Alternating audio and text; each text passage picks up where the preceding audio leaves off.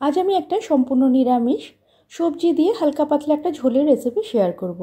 সবসময় রিচ মশলাদার খাবার খেতে আপনাদের মন চায় না, কখনো কখনো মনে হয় একটু হালকা পাতলা কিছু খাই, তখন কিন্তু এই সবজি দিয়ে হালকা পাতলা মশলা অল্প একটু মশলা দিয়ে সবজি দিয়ে ঝোলের রেসিপিটা কিন্তু খুব ভালো লাগে, বানিয়ে একবার দেখতে পারেন।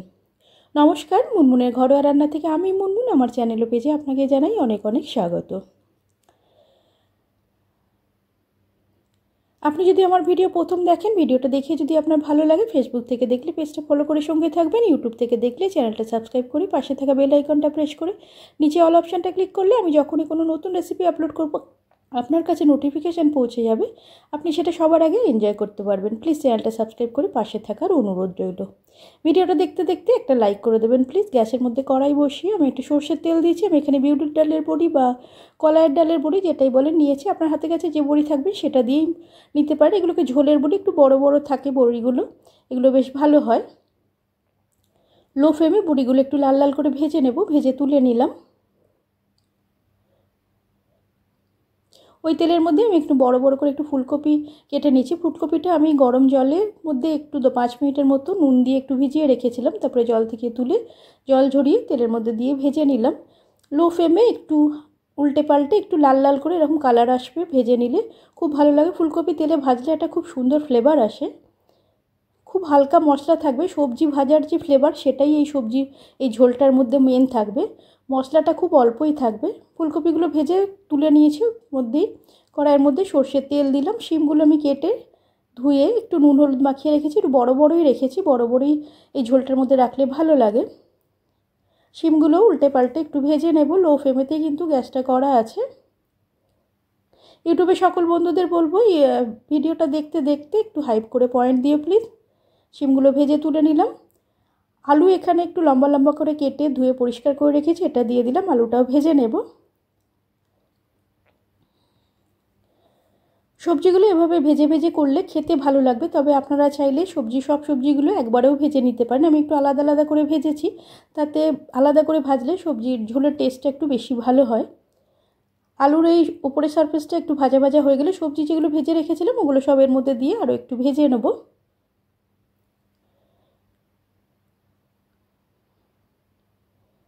একটু ভেজে নিলাম।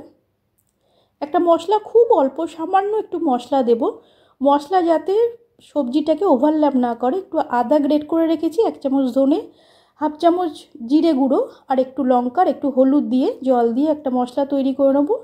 মশলাটা খুব অল্প থাকবে, সবজির যে নিজস্ব ফ্লেভার সেটাকে যাতে মশলা ওভারল্যাপ না করে যায়, তাই জন্য খুব অল্প মশলা দিয়ে এই ঝোলটা তৈরি হয়। খুব হালকা ফ্লেভারের থাকে, খেতে কিন্তু খুব ভালো লাগে। যে মশলাটা বানিয়েছিলাম ওটার মধ্যে দিয়ে দিলাম, দিয়ে একটু কষিয়ে নেব ভালো করে। গ্যাসের ফ্লেমটা কিন্তু লোতেই করা আছে। একটু টমেটো দিয়ে দিলাম। আপনি আপনার ইচ্ছা মতো যে কোনো সবজিই নিতে পারেন। একটু তেজপাতা দিয়ে দিলাম।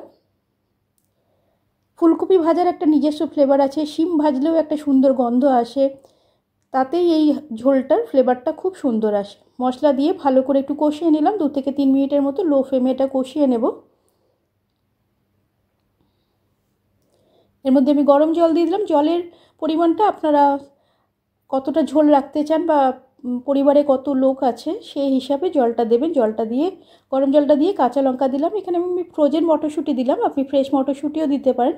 স্বাদ মতো নুন দেবো আর একটু কাশ্মীরি রেড চিলি পাউডার দেবো, এটা অপশনাল। রেড চিলি পাউডারটা আপনারা চাইলে স্কিপও করতে পারেন। দিয়ে ঢাকা দিয়ে এটা একটু সেদ্ধ করে নেব। সেদ্ধ করার সময় গ্যাসের ফ্লেমটা একটু মিডিয়াম করে দেবো, বাড়িয়ে দেবো একটু। খুব হালকা পাতলা একটা ঝোল, খুব হালকা ফ্লেভার থাকে। তেজপাতা ঝোলের মধ্যে ফুটে তেজপাতার যে ফ্লেভার, সবজি ভাজার যে ফ্লেভার, এটাই স্ট্রং থাকে। মশলা খুব অল্প থাকে, মশলাটা বেশি দেবেন না সবজিকে যাতে মশলা ওভারল্যাপ না করে। এটা হয়ে গেছে, ঢাকাটা খুলে নিলাম। আলু আর ফুলকপি সেদ্ধ হয়েছে নাকি দেখে নেব।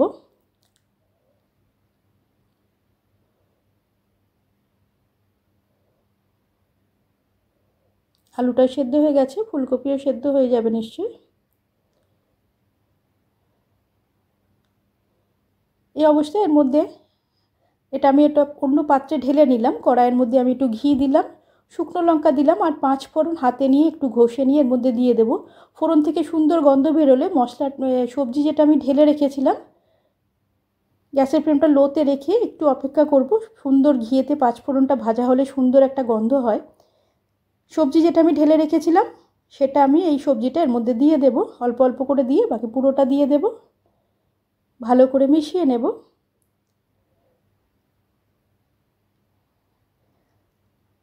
আর অল্প একটু চিনি দেবো, নিরামিষ রান্না একটু চিনি ভালো লাগে, তবে আপনারা চাইলে চিনিটা স্কিপ করতে পারেন। বড়ি যেগুলো ভেজে রেখেছিলাম এর মধ্যে দিয়ে দেবো, বড়িটা দিয়ে ভালো করে মিশিয়ে নেব। আপনারা চাইলে ধনেপাতা দিতে পারেন, তবে আমার এই ঝোলটার মধ্যে না সবজি ভাজার যে ফ্লেভার আর ঘি আর পাঁচফোড়নের মধ্যে যে ভাজার যে ফ্লেভার, এই কম্বিনেশনে যে ফ্লেভারটা আসে না ঝোলটা থেকে, ওটাই বেশ ভালো লাগে। এই যে চিনিটা দিয়ে দিলাম, আপনারা চাইলে ধনেপাতা দেবেন, গরম মশলা দেবেন, কিন্তু আমার এই ঝোলটাতে স্পেশালি ঘি পাঁচফোড়ন ভাজার ফ্লেভার আর সবজি ভাজার ফ্লেভার, তেজপাতাটা ঝোলের মধ্যে দিয়ে ফোটার যে ফ্লেভার, এই হালকা হালকা ফ্লেভারটা খুব ভালো লাগে। এটা হয়ে গেছে, ঢাকা দিয়ে রেখে দেবো, গ্যাসটা বন্ধ করে দেবো, গরম গরম সার্ভ করে দেবো। হালকা পাতলা সবজি বড়ি দিয়ে এই ঝোলটা কিন্তু খেতে খুব ভালো লাগে।